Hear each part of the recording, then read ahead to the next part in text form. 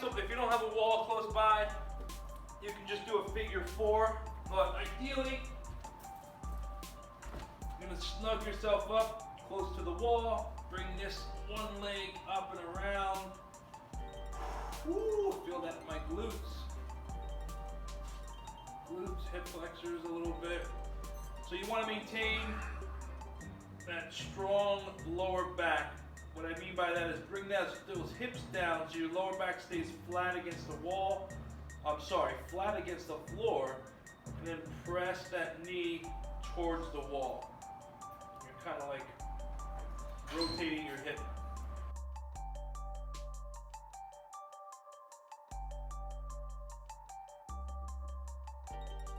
Guys, next up, doing a little therapy session over here. Next up, we're gonna do bent knee wipers. So flat on your back, hands at your side, anchor your shoulder blades into the ground, and then we're gonna shift those hips to one side. Go as far as you can without letting your shoulders lift up off the ground. So your job is to anchor those shoulders in and let that lower body just get mobile left and right. Try to keep your knees together. We're gonna do about 45 seconds worth of this. The minute that shoulder lifts up, stop rotation.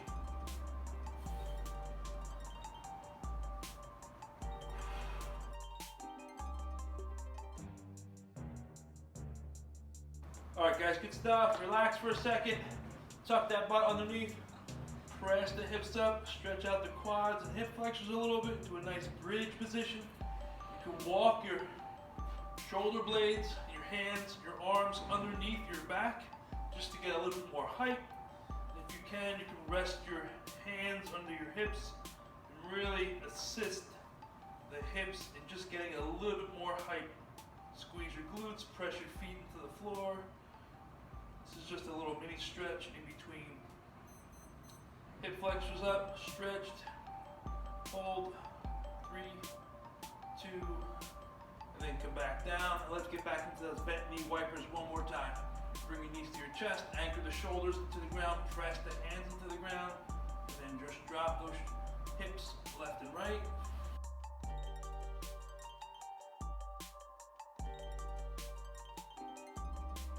All right, guys, good stuff. Warm up today, 2 exercises. You guys know the deal. You've been here all week busting your ass. Here are the 2 exercises. First up, kettlebell swing. It is a hip hinge and a core exercise. Keep that kettlebell close to your zipper. Squeeze the hips, pop. Keep that core nice and tight. Now, you want to bring it up to a whole different level. We're going to do some American swings. Still swinging from the hips. Power still coming from the hips, but you want to pull from your upper back. Pull. Notice my arms are bending, and then I'm punching it up. Okay, slow motion will be here, pull, and then punch.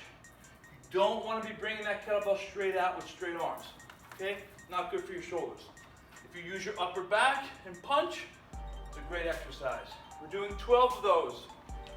Your hold for today is going to be a bear crawl hold. So you're in a 4-point stance. Knees under your hips, hands under your shoulders, back nice and flat. You're chilling out right here for 60 seconds, then 45, then 30, and then 15. Got it? Let's wake up, let's get popping. Let's get into some exercises. Your chipper today. First up is a squat crawl out. I'm not going to use these right now, right? Squat crawl out means you're in a low squat position here, and you're crawling yourself out to a high plank, and then you're crawling yourself back into a low squat position. You want to grab some weights. It's only going to help out with some more strength training. Obviously, it's going to be a little bit more challenging, right? But grab onto your weights, nice and controlled, and then come right back into that low squat position. Apartment goers, maybe that's not the best way to wake up your neighbors. So you might want to just do regular squat crawl outs. If you're not using weights, I'm going to say do 50 instead of 30. Okay, if you are using weights, do 30. Next up, hang cleans. A little bit of lower body and a little bit of upper body. Hang cleans are dumbbells at your side just below your knees. You're going to pop your hips, pull your shoulders up, and bring those dumbbells right to your shoulders, right? But think about this movement here. So like we did with the American swing, hips, shoulders, catch, right? So you don't want to just do a forearm curl. Forearm curl is a great exercise, but not for this. Really think about shrugging back, okay? So there's 2 moves, one at the beginning. And then catching it. Yep. Next up, you're doing 50 of those, by the way. Next up, butterfly sit-ups. Knees out, feet together, big exhale on the way up. Reach, touch your toes. On the way up, if your knees want to come in, your job is to keep them out. Get that good stretch in your inner thigh and adductors. You're doing 100 of those. No medicine ball. Next up, jumping split squats. Keep the chest up, good strong posture. Absorb that landing. Alternate your arms as if you're running. Okay, you're doing 70 each of those. Active rest, do what you need to do. Find something to do, stay active for a minute. I'm gonna let you know when that minute's back up and you go back to work.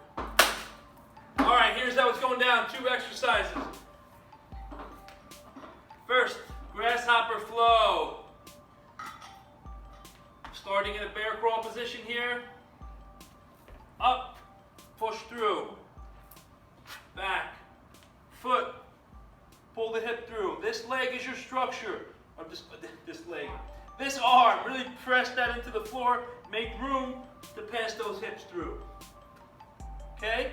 Your first couple, those 10-second, the 10-second, 20-second, your form may not be perfect because you're rushing through it. But as you start getting deeper into the 40, 50-second time, I'm expecting better form. Okay, fair enough?